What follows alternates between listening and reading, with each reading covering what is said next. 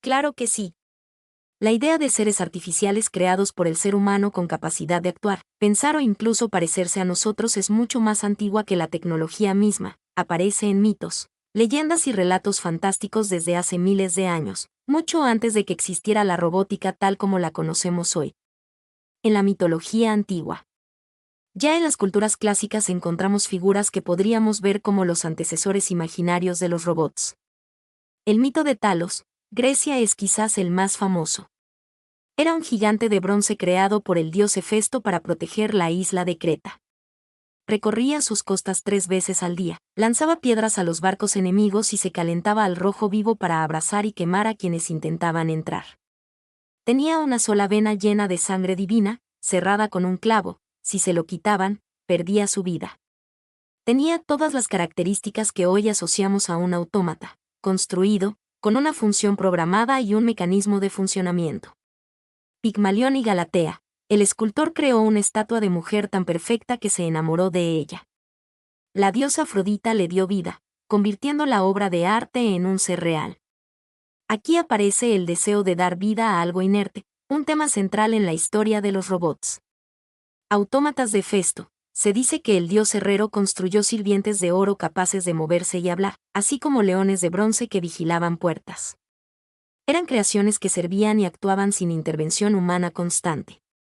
Golem, tradición judía en la Edad Media surgió esta leyenda, una figura hecha de arcilla o barro, a la que se le daba vida inscribiendo en su frente o en su boca una palabra sagrada, como Emet, que significa verdad.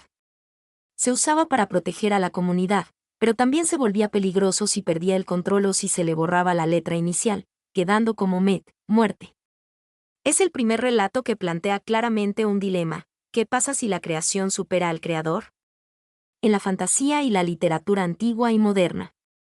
Antes de que la ciencia pudiera hacerlo realidad, la imaginación siguió explorando la idea.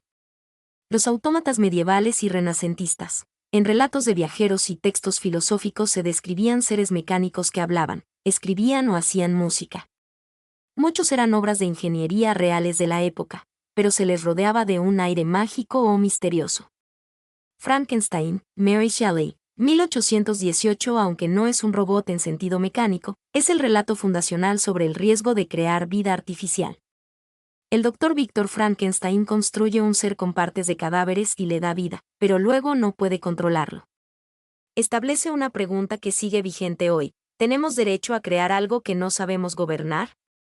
El término robot nace en la ficción. Fue introducido en 1920 por el escritor checo Karel Apek en su obra RUR, Robots Universales Rozum. Viene de la palabra checa robota, que significa trabajo forzado. En la historia, estas máquinas son creadas para servir, pero terminan rebelándose contra sus creadores. Isaac Asimov y las leyes de la robótica. A mediados del siglo XX, este autor transformó la forma de imaginar a los robots. En sus relatos, los describió como seres con inteligencia y programación ética, con reglas para evitar que causen daño. Pasaron de ser monstruos o herramientas peligrosas a seres complejos, con sus propios conflictos. ¿Por qué esta conexión entre mito y realidad? Lo curioso es que el mito preparó el camino para la tecnología. Ambos surgen de la misma necesidad humana: extender nuestras capacidades, protegernos, facilitar el trabajo y entender qué significa ser vivo o inteligente. Los mitos planteaban preguntas que hoy la robótica y la inteligencia artificial deben responder. ¿Qué derechos tienen estas creaciones? ¿Hasta dónde podemos llegar en su desarrollo? ¿Podremos mantener el control? En resumen, los robots no aparecieron primero en un laboratorio, aparecieron primero en la imaginación, en las historias que contábamos para entender nuestro deseo de crear y los riesgos que eso conlleva. Mi nombre es Demim. Soy tu asistente personal. Mi sitio en internet es demim.es.tl.